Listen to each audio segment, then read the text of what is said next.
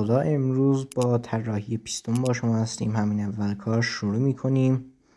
یه خط از وسط میکشیم تا با ابزار ریولو این پیستون رو طراحی کنیم تا رینگ پیستون ها رو هم ترسیم میکنیم اول تا بعدا بهش اندازه بدیم.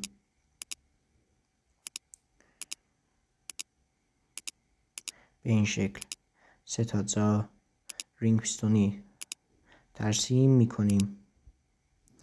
ابتدا اندازه های این بالا کلش رو بدیم 82.93.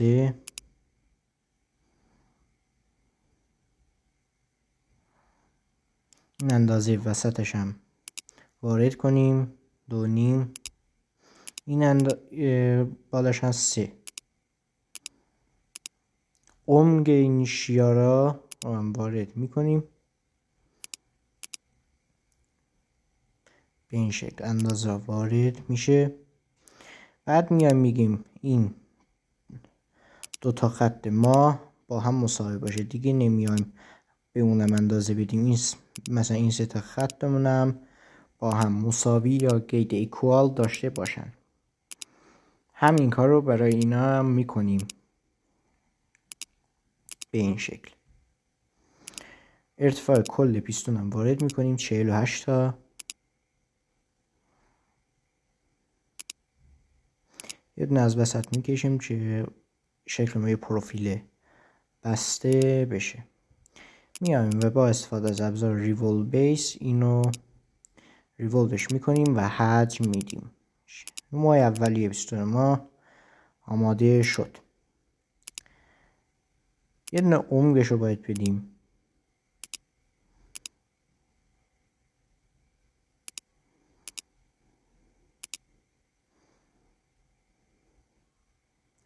از این نقطه یه دونه مربع میکشیم.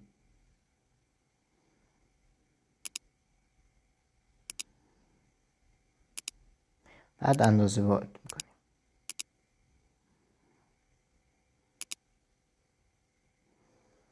این نقطه مرکز مربع ما باید با این مرکز محور مختصاتمون تو حالت هورزنتال باشن، هم راستا باشن. اندازه رو وارد میکنیم که شکل ما فولی دیفاین بشه.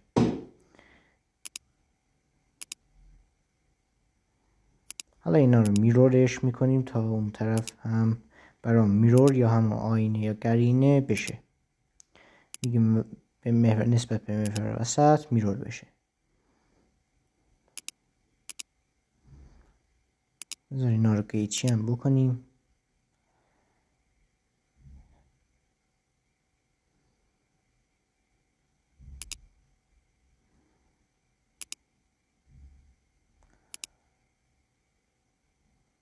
نه قیچی میتونیم ولش کنیم.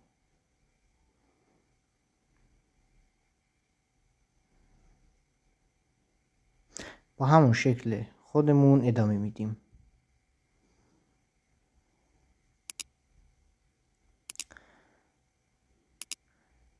اسکچمون رو انتخاب میکنیم و نقاطی رو که مد نظرمون هست رو کات اکسترود میکنیم به این شکل.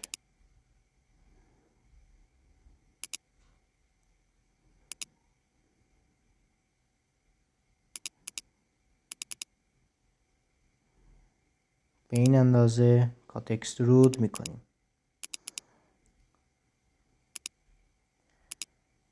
حالا جای دیژین پینمون هم یا همون پین شاتون رو طراحی میکنیم. سوراخش رو اندازه از پایین 14 تا و سوراخ کلش 18 تا. کات اکسترود رو آل تا آخر برامون کات میکنه. بفرمایید. یه دونه فیلتش مونده. فیلتش هم با اجازهتون بزنیم.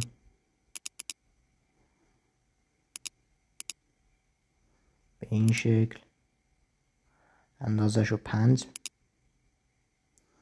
این اطرافش هم فیلتش رو میزنیم زای پینش.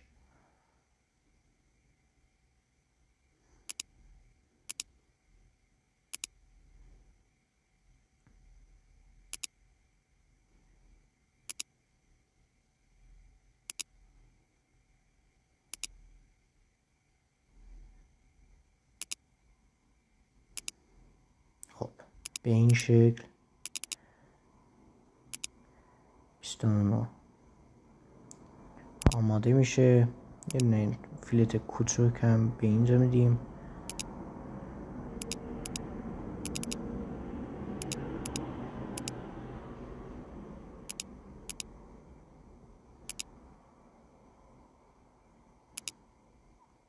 حالا فقط یه دونه این تاج پیستون، سر پیستون، یه دونه زاسو پاپی یا حالا هر چیزی که میگیم اونجا مونده که اونم با استفاده از ابزار ریول کات برای حجم دادنش از ریول بایس استفاده کردیم.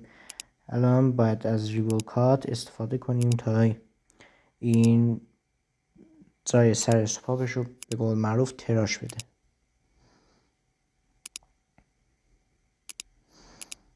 اندازه رو وارد میکنیم.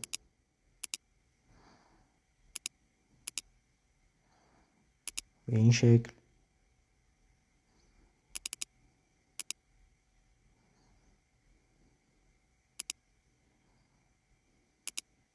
یه دونه فیلت کوچیک میدیم.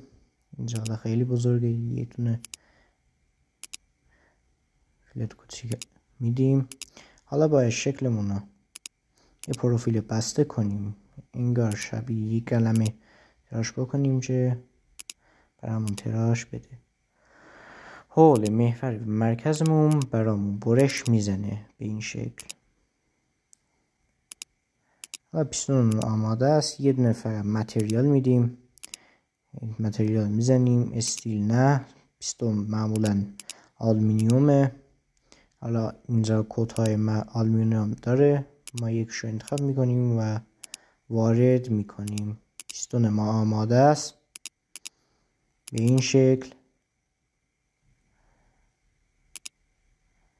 طراحی میکنیم. امیدواریم مفید بوده باشه. ممنون.